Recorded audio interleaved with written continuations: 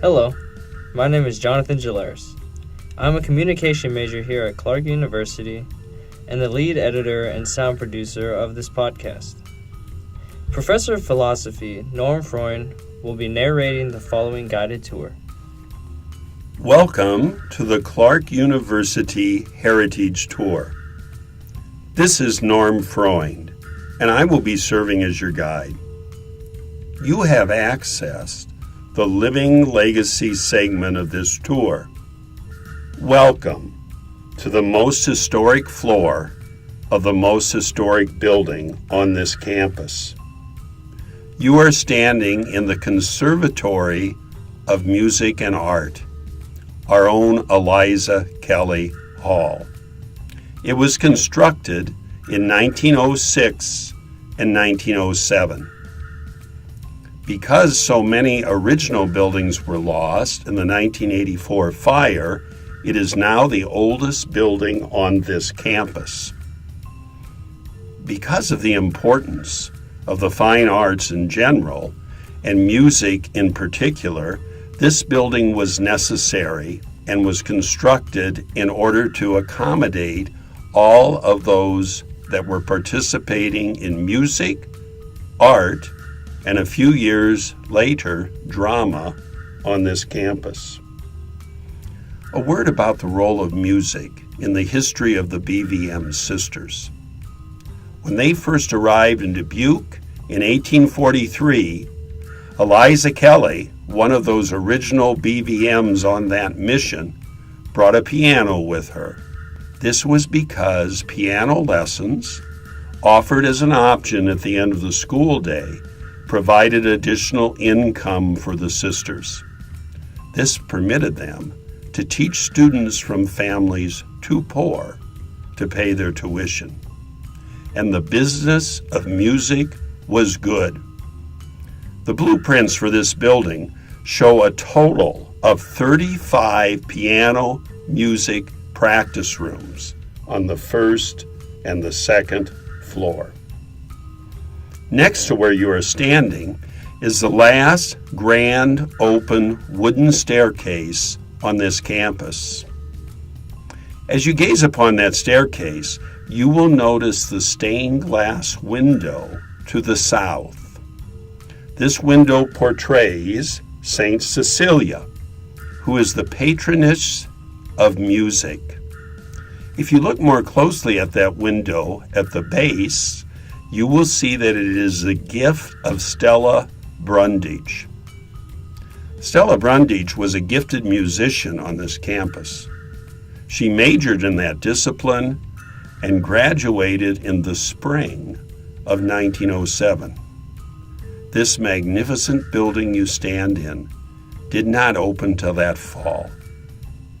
As a student, Stella Brundage never got an opportunity to perform or study in this building. But when her parents asked her what she would like for a graduation gift, she refused anything for herself and asked her parents to make a gift to the sisters and to the college, at that time called Mount St. Joseph College. The result was a beautiful stained glass window which you see. This also was the last building constructed before electricity came to this campus. As you look up and down the hall, you will see a lot of external conduit, which carries the electricity lines, none having been put in the walls originally. And the beautiful ornate light structures you see on this first floor were originally gas lights in this building. Despite the safety hazard posed by gas lighting, there was never a Clark fire as a result of that. Indeed, it was spontaneous combustion of roofing materials on the top of the old buildings that caused the 1984 fire. Welcome to the Alumni Corridor, formerly called the Mount Hall of Memories.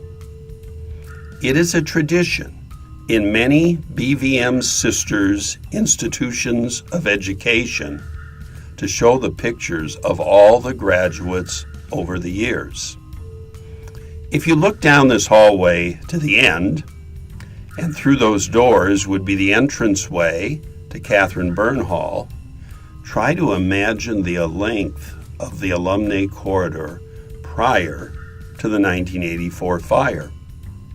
At that time, if you entered this building from Catherine Byrne Hall, you would gaze upon a long, unbroken hallway, 2 football fields in length, that stretched through the spine of all the old buildings on this campus. Prior to the 1984 fire, all of our graduates hung in this hallway from the time of our being located on this campus. The earliest graduates were from 1881. The most recent that hung in the hallway prior to the fire was the class of 1983. Now, because the replacement buildings no longer constitute one long first-floor corridor, all of the graduates since the class of 1953 are located in book fashion in the foyer entranceway to the first floor of this building. As you look upon some of the photographs in this hallway, it's important to remember that throughout our history, we were first an academy, that is, we offered education through the high school diploma. Then we were a college beginning in 1901. But from 1901 until 1929, we were both an academy and a college. As you look upon the pictures of the graduates, you'll see 2 categories of pictures. In some of the pictures, all of the young women are dressed in white dresses. These are the academy graduates, those completing their high school degrees. In other pictures, you'll see older women dressed in black gowns with mortarboard for their hats. These are the college graduates. And because we were both an academy and a college for 28 years, for some years we have pictures of both. Clark University values are based in the 4 core values of the BVM Sisters. These values are freedom, education, charity, and justice. Here at Clark, we have each experienced these values in ways unique to this institution. For example, the most common way that the BVM core value of freedom has been expressed has been through spiritual growth through the years of study here. Education has been expressed through academic excellence. The BVM Sisters, over generations of students here, could make a B seem like a poor grade for an exceptional student, and an exceptional grade for a student of average ability. In any event, the sisters always challenge the students to do their best. The core value of charity can be seen in the Clark values of community and collaboration. Indeed, the very architecture of this campus speaks to community, for it has been a tradition here to connect new buildings to old. Indeed, at one time, the tunnel that ran under Clark Drive connected all the buildings on this campus so that one could go from one building to another without ever going outside. And the Clark value of justice can be seen in service to others. In order to see the wonderful legacy of this institution, let's stroll down this hall and look at some of the photographs. Just from the years 1881 to 1953, the years of graduates within this hallway, there are hundreds of life stories here. Let's take a look at just a few. go to the Academy graduation class of 1893. In that photograph, please locate Mary Blake. Mary Blake finished her high school degree here in that year, 1893. But she came here approximately 10 years earlier as a minim. Minims were the littlest girls that came at that era of our history for a Clark education. Today, we would call minims preschool children. Upon getting her academy degree in 1893, Mary moved to Chicago. She married, but her husband became an invalid early on in their relationship. And this led to the beginning of a wonderful and long career on the part of Mary Blake Finan, as was her married name. She would serve as a juvenile probation officer for girls in the Chicago court system in an era when virtually no women did such things. And many years later, she came back to Clark to complete her college degree here. Compare, if you will, her high school graduation picture in the Academy photograph of 1893 with her college graduation picture of 1919. Here, a much more mature Mary Blake Finan, in her 40s now, is pictured as a graduate from Clark University. Each of these women we look at on this floor shows in a very strong way those core values that have been spoken of as key to this institution. Now, find the Academy graduation photograph of Nina Esther McElroy. Remember, the Academy graduates are always dressed in white dresses. In this 1901 photograph, Nina Esther McElroy is one of just a few Academy graduates that year. But all the girls in that photograph were told that this institution was becoming a college, and if they wanted to stay, they could get a bachelor's degree. Only Nina Esther McElroy chose to stay. Now find her in the 1904 photograph of graduates. This is the largest photograph of an individual on this hallway. That is because that first collegiate class of Clark's in 1904 had one graduate only, Nina Esther McElroy. She majored in history, and she minored in Greek, and she has the largest of the photographs on this hallway because she's the very first of the collegiate graduates. Now, stroll further down the hall, and you will notice on your left the graduating collegiate class of 1924. Look there for the photograph of Marie Phelan, who was born in Galesburg, Iowa. Marie Phelan lobbied as a student here for student government. And when student government was initiated, she became the first Clark president of that government. When she graduated, she went on to get her master's degree in education.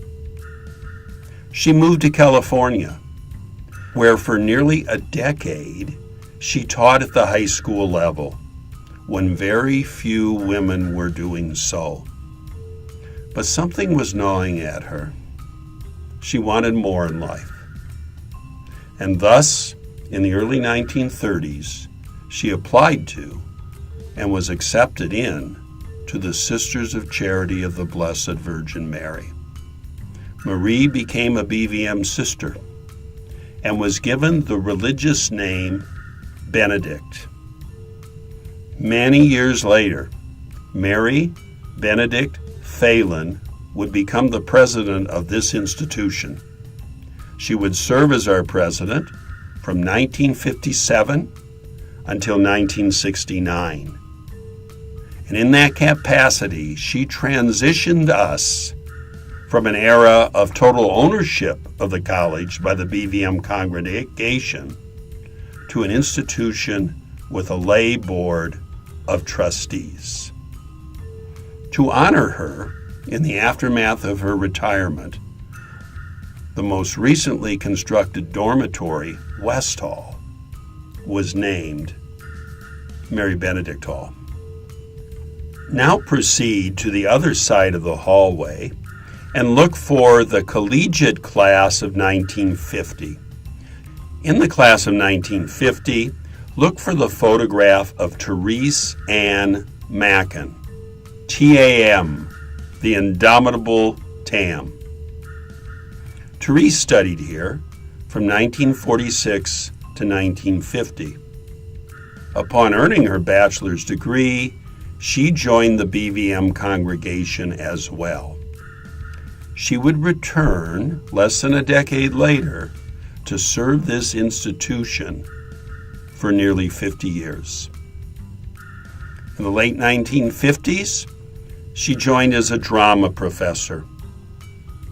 By the 1960s, she had transitioned into the role of Dean of Students.